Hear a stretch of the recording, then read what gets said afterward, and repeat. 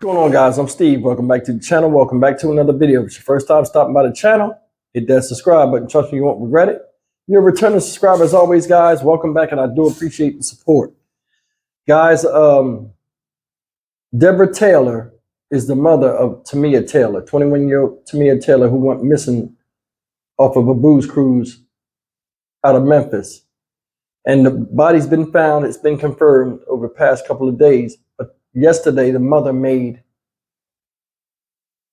had an interview. And the interview was like minutes long, like 10, 15 minutes long.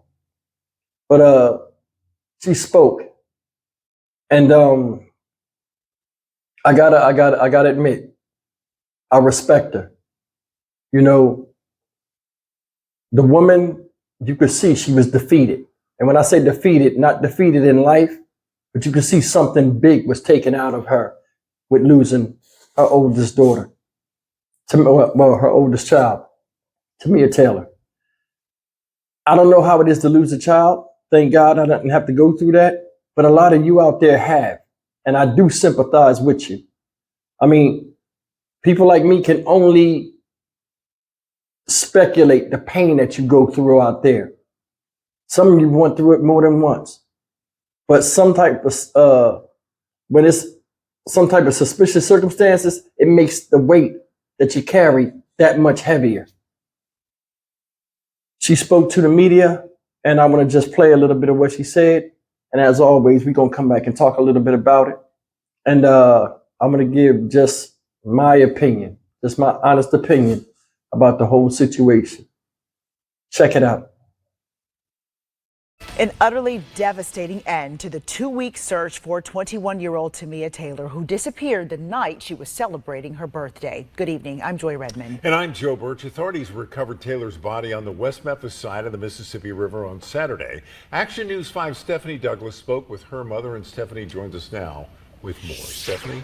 Well, Tamia Taylor's mother says for 16 days while her daughter was missing, she prayed for comfort and strength through this difficult time. But stricken by grief, Deborah Taylor says she fainted Tuesday evening when authorities came to her house and confirmed Tamia's life ended in the Mississippi River. However, she tells me she does not believe her daughter would have ended her own life.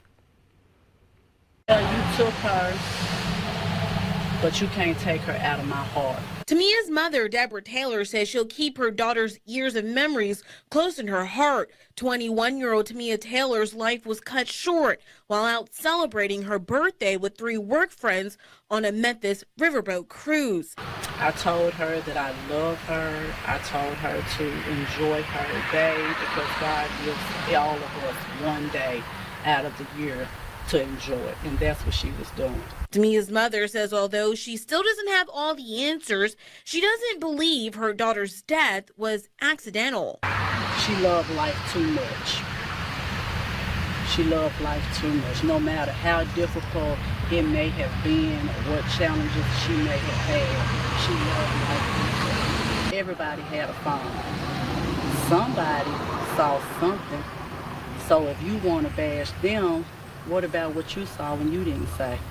Authorities recovered Tamia's body 2 weeks after her disappearance on the West Memphis side of the Mississippi River. The Arkansas State Crime Lab medical examiner told Action News 5 Wednesday Taylor's cause of death was due to drowning, but says the manner of death cannot be determined according to the autopsy report. Tamia's family says they'll continue to pray for more answers to reveal themselves.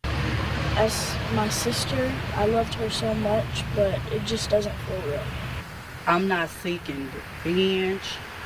I don't want anything. It's all about what God wants. All right, guys, that was a little bit about the interview spoken from the mouth of Miss Deborah Taylor, the mother of Tamia Taylor. First thing I noticed is if you look at her, you can see it was emotionally draining on her.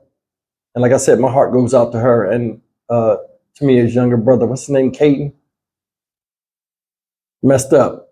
He's a young child. Shouldn't he have to go through the loss so deep? You know what I mean?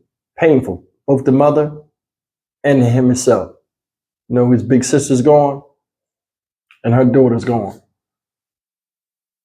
Another thing I noticed about her, you can see that's a strong lady. She's strong, mentally strong. She's a praying woman, you can tell. You know, she kept talking about God, bringing that up. She was very, very respectful, and she was in control of her emotions. That's a big thing. She showed a lot of grace. And to that, my hat goes off to you, ma'am.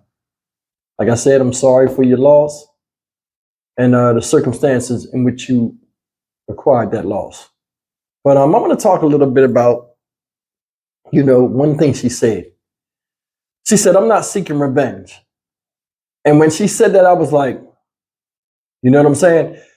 A while ago, I don't know if y'all watched a while ago, when the story first took off, she said, hey, you know, you need to be careful.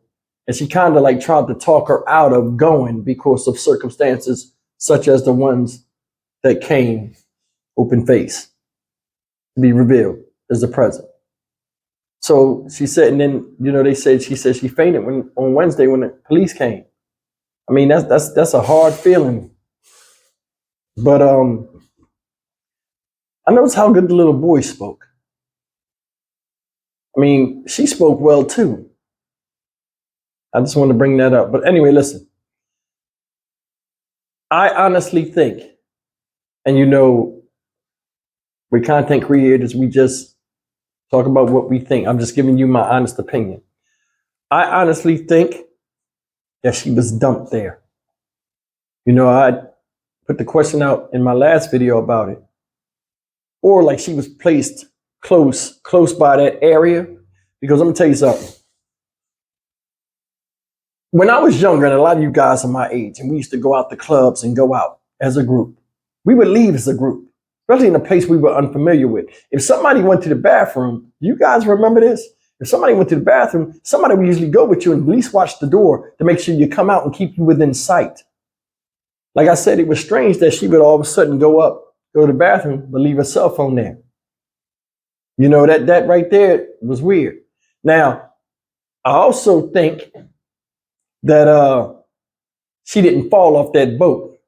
Now, they said her circumstances of drowning, they said the cause of death was drowning, but the circumstances surrounding how she drowned is off. She was with 3 friends, 2 girls, 1 boy. They made it out alive. She didn't.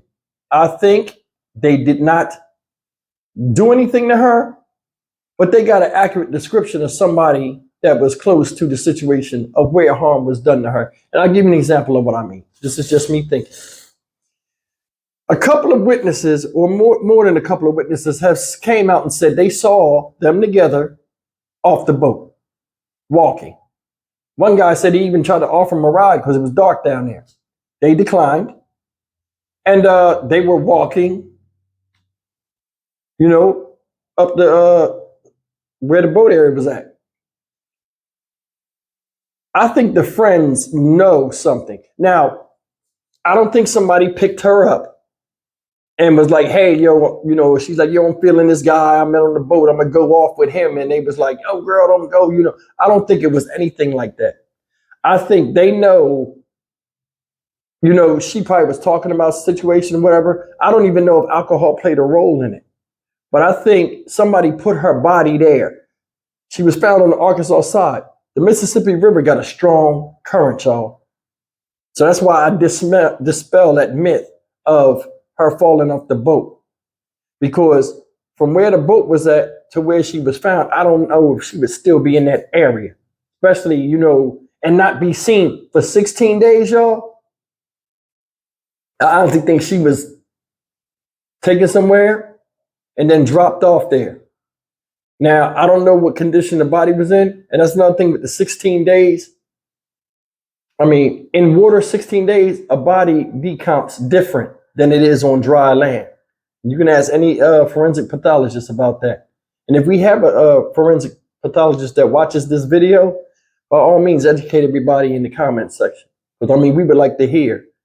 But, I mean, I think I see somebody put her there. Another reason why I think somebody put her there, if you look at where that body was, where that crane and that docking area system is, you could walk down there.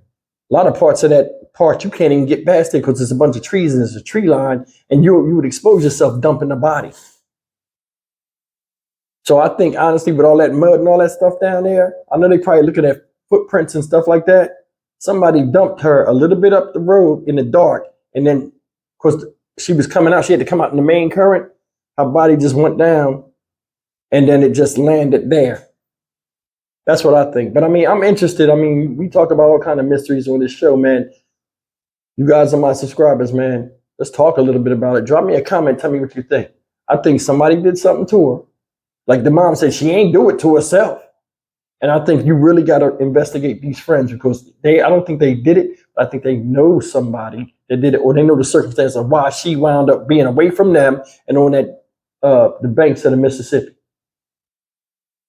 I'm Stock Market Steve for the Dynamic Reason. As always, like, comment, share, and subscribe. And I'll see you guys in the next video. Take care.